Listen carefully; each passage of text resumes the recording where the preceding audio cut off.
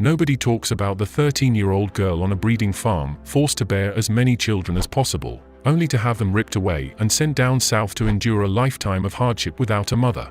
Slave owners often bred their slaves to produce more workers. The function of such breeding farms was to produce as many slaves as possible for the sale and distribution throughout the South. In this video, we discuss the sad truth about American slave breeding farms. By the 1820s, planters and would-be planters were moving in large numbers to places previously unavailable for settlement, and growing the fiber for sale in Europe and New England, where a textile industry was beginning to thrive. The extension of the so-called Cotton Kingdom required new laborers. As of 1808, when Congress ended the nation's participation in the international slave trade, planters could no longer import additional slaves from Africa or the West Indies. The only practical way of increasing the number of slave laborers was through new births. With so much at stake, black women's reproductive role became politically, as well as economically, decisive. If enslaved mothers did not bear sufficient numbers of children to take the place of aged and dying workers, the South could not continue as a slave society. From many trusted history sources, it's made to appear that America had little choice but to increase slave production to offset the altruistic end of the international slave trade, which Congress banned in 1808.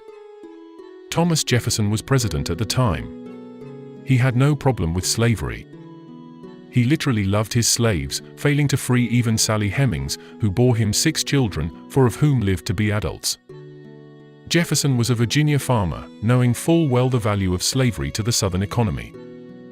Congress at that time was controlled by the party he created, the Democratic-Republican Party. They didn't end the international slave trade to harm slavery, but to preserve it, domestic slavery, in particular. Congress wanted to decrease the external supply to keep prices up for the homebred slaves. Americans did not take up breeding slaves in response to congressional action. That action was taken at the behest of slave breeders as a protectionist means to keep the price of their product up. Jefferson's home state Virginia was the leading producer of slaves. Slavery eventually exceeded tobacco as their leading export. Maryland was second in slave production, followed by several other states. Economist Richard Such did a study which found that in 1860, on farms with at least one female slave, the ratio of women to men was 2 to 1. In Virginia, female slaves exceeded males by over 300,000. They were used to breed. Robert Lumpkin ran what is mostly referred to as a slave jail, with little recognition that he ran the nation's largest breeding farm. He personally had 5 children with a slave Mary, who he ultimately remembered in his will. While owners of the breeding farms and plantations, in general, fornicated at will with their property, they also utilized selective breeding, maintaining their own large bucks and importing large male slaves for the purpose of breeding good workers for the fields. Black female slaves were some of the first people in the country to receive free health care. Breeders took a great interest in fertility and expected multiple births from the women, or their value would be diminished. Home medical journals were produced to help with difficult births that had previously been left to the slaves to deal with. Many films have depicted boats arriving in New Orleans, which became the largest slave market in the antebellum South. Rarely is it shown those ships originated in Richmond and Baltimore. Slaves were also shipped by railroad, packed in boxcars, or sent by stagecoach. The slave breeding farms are mostly left out of the history books except for those that deny their existence. Many of the white slave owners felt they were doing their female slaves a favor when they mated with them, granting them a respite from the brutish black slaves they would otherwise be subjected to. Generally speaking, it was the house slaves that got raped the most. Some mothers had to protect their offspring from the master's wife if she had reason to believe her spouse was the father. States such as Virginia produced slaves as their main domestic crop. The price of slaves was anchored by industry in other states that consumed slaves in the production of rice and sugar, and constant territorial expansion. As long as the slave power continued to grow, breeders could literally bank on future demand and increasing prices. That made slaves not just a commodity, but the closest thing to money that white breeders had. It's hard to quantify just how valuable people were as commodities, but the sublets try to convey it. By a conservative estimate, in 1860 the total value of American slaves was $4 billion, far more than the gold and silver then circulating nationally. Slaves were worth more than everything else they could imagine combined. Because slaves were property, Southern slave owners could mortgage them to banks, and then the banks could package the mortgages into bonds and sell the bonds to anyone anywhere in the world, even where slavery was illegal. In the 1830s, powerful Southern slave owners wanted to import capital into their states so they could buy more slaves. They came up with a new, two-part idea: mortgaging slaves, and then turning the mortgages into bonds that could be marketed all over the world.